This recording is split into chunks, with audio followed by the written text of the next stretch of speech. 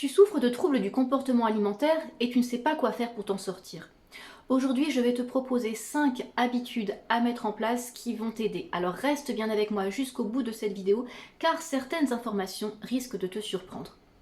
Bienvenue sur la chaîne d'Edwige Santé Végétale, la chaîne qui t'aide à sortir des troubles du comportement alimentaire, des compulsions, également qui t'aide à perdre du poids grâce à une alimentation 100% végétale et majoritairement crue.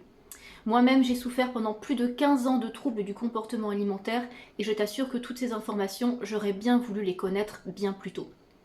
Pour toi, la nourriture est une obsession. Au quotidien, tu connais ces crises pendant lesquelles tu es capable de manger comme 4 en un temps record. Et la seule chose à laquelle tu aspires, c'est à redevenir normal. Aujourd'hui, je vais donc te proposer de mettre en place 5 habitudes qui vont non seulement pourvoir à tes besoins physiologiques, mais aussi te permettre petit à petit de te détacher, d'arrêter de te laisser manipuler par ces comportements compulsifs. Il faut savoir que les troubles alimentaires, c'est 10% de volonté et 90%, les 90% restants, c'est la physiologie, c'est les besoins du corps, c'est le conscient et le subconscient de l'organisme. Donc il n'est vraiment pas la peine de culpabiliser, tu n'as pas à te sentir nul puisqu'il y a des causes précises qui te maintiennent dans ce type de comportement. Évidemment, les conseils que je propose ici ne te dispensent pas d'un avis médical, donc n'hésite pas à consulter un professionnel de santé. Si tu es nouvelle ou nouveau sur cette chaîne, pense à t'abonner. En guise de cadeau de bienvenue, tu pourras télécharger ton livret de recettes de 20 sauces, 20 recettes de sauces qui sont sans huile et sans produits nocifs. Alors, quelles sont donc ces 5 habitudes que tu vas pouvoir mettre en place? La première chose très importante sur laquelle il faut miser, c'est l'hydratation.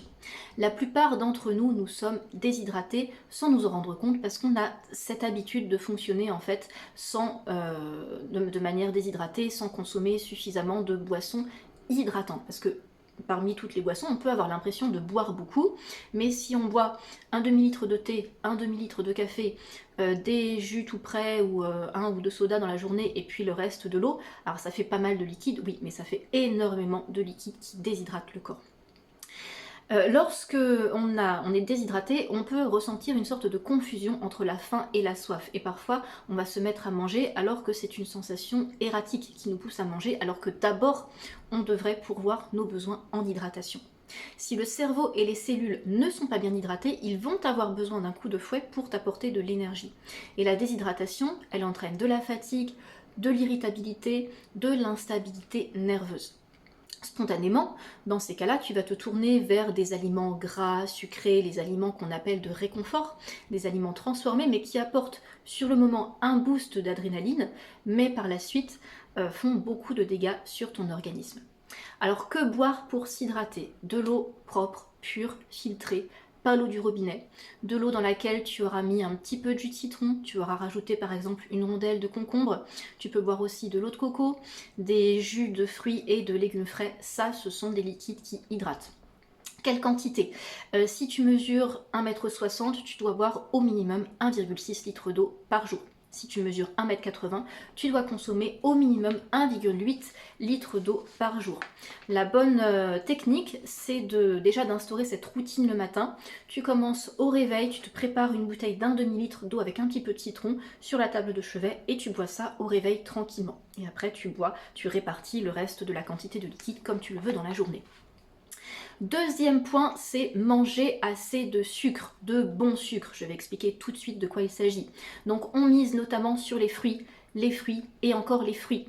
Ça, c'est si tu as envie vraiment de passer au cru de manière avancée. Donc déjà, prendre un petit déjeuner avec beaucoup de fruits. Si tu as du mal à manger suffisamment de fruits, à ne faire que du cru, et bien évidemment on a de bons sucres aussi dans le cuit végétal. On a tous les tubercules que sont les pommes de terre, les patates douces également, toutes les racines tubercules un peu plus exotiques, comme le manioc par exemple, l'igname. On a aussi les céréales complètes et sans gluten qui peuvent être consommées sans problème. Les fruits séchés comme les dattes, les figues, les abricots, les pruneaux, le miel, le sirop d'érable, tout ça ce sont des bons sucres. On a également les courges comme les potimarrons, butternut, tout ça c'est il y a du sucre. Même les petits pois hein, sont des aliments frais, c'est pas encore des légumineuses, qui contiennent de bons sucres. Donc n'hésite pas, regarde si dans ton bol alimentaire quotidien, il y a suffisamment de sucre.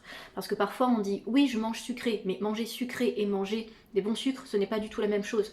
Si tu manges sucré parce que tu consommes des barres chocolatées, parce que tu manges des céréales transformées, sucrées au petit déjeuner, parce qu'il y a des gâteaux, du chocolat, etc. C'est pas ça qui va te nourrir.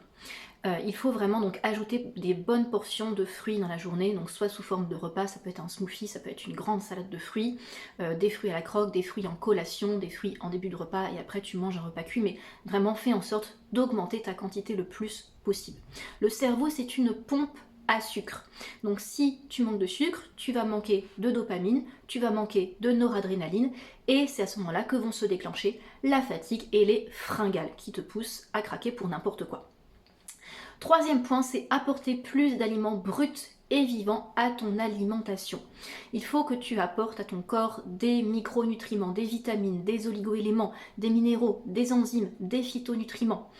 Tu as besoin de lui apporter de la chlorophylle, de la fraîcheur, de la vie. Il faut que tu lui apportes des fibres qui vont t'assurer une bonne digestion, la satiété et qui vont également faciliter ton transit intestinal.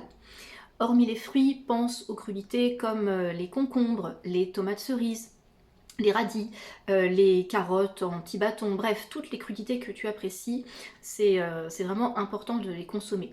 Alors pas non plus en des quantités énormes, parce qu'après tu peux effectivement avoir des désordres digestifs, hein, ça c'est à toi de voir, d'adapter, mais vraiment pense-y, les champignons aussi sont une très bonne source de minéraux, d'oligo-éléments, de zinc.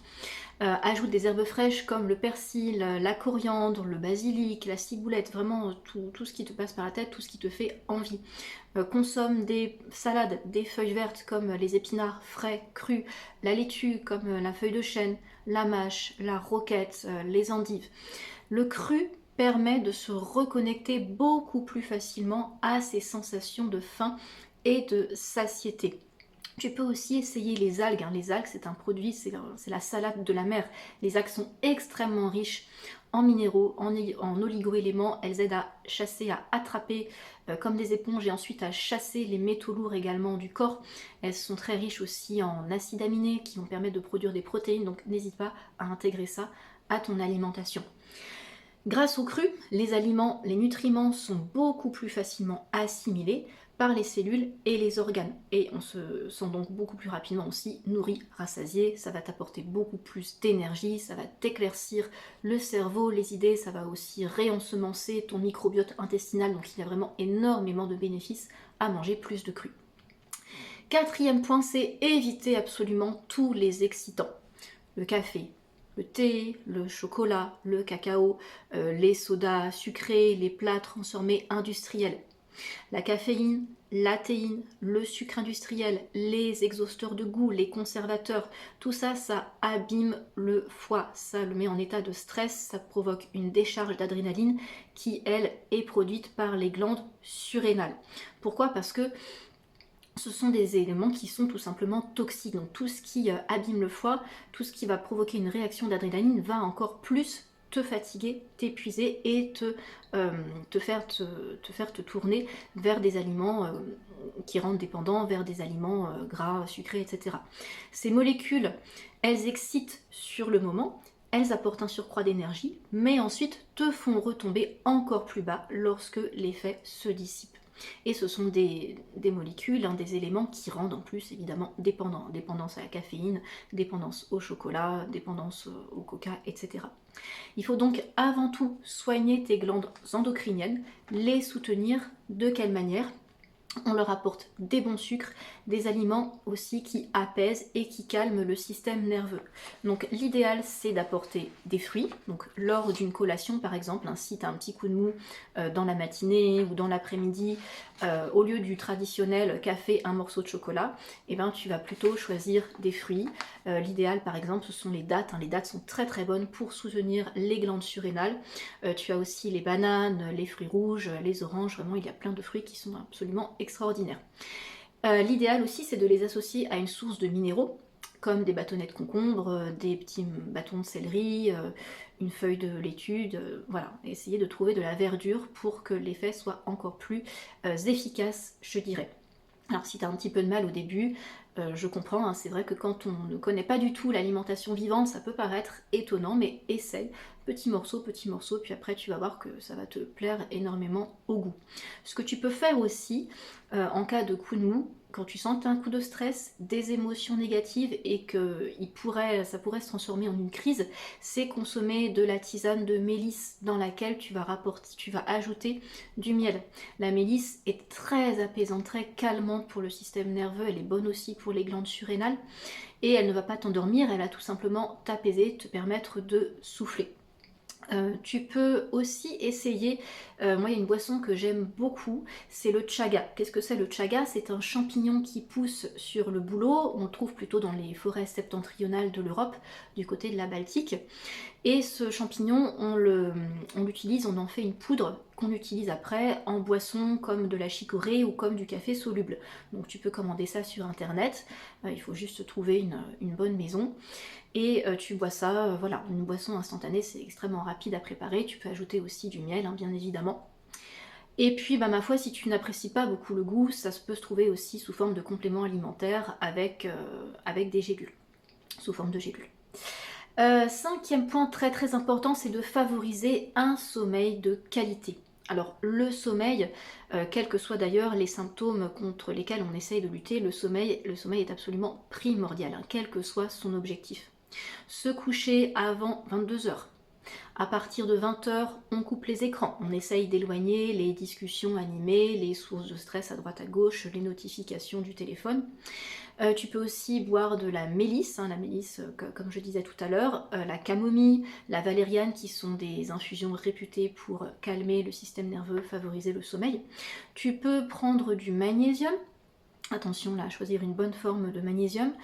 S'assurer un apport également suffisant de tryptophane. Pourquoi? Parce que le tryptophane, c'est le précurseur de la sérotonine. La sérotonine qui est l'hormone du sommeil. Alors comment on fait pour consommer du tryptophane? On ne va pas se tourner vers le chocolat, parce que tu as bien compris que même si c'est une source de tryptophane qui est souvent citée, ce n'est pas l'idéal, c'est plutôt en effet excitant. En revanche, les bananes sont très riches en tryptophane. Donc si tu as déjà mangé dans ta journée environ 4 bananes, bah, tu as un apport suffisant en tryptophane. Voilà pour aujourd'hui, j'espère que cette vidéo te plaît, va t'aider, va te permettre d'avancer sur ton chemin de guérison. N'hésite pas à me laisser tes questions, tes commentaires, ça me fera grand plaisir de les lire et d'y répondre. Si tu veux aller plus loin, si tu as besoin aussi de parler de tes difficultés, si tu as des questions un peu plus précises à poser et si tu veux un protocole personnalisé, n'hésite pas à prendre rendez-vous pour une consultation et pourquoi pas rejoindre le programme Envol qui est un programme d'accompagnement de 2 mois dans lequel tu pourras apprendre tout sur les bases de l'alimentation vivante à la fois pour toi et pour tes proches et être accompagné par moi pendant 2 mois, 7 jours sur 7. Je te souhaite une très belle journée et je te dis à bientôt. Au revoir.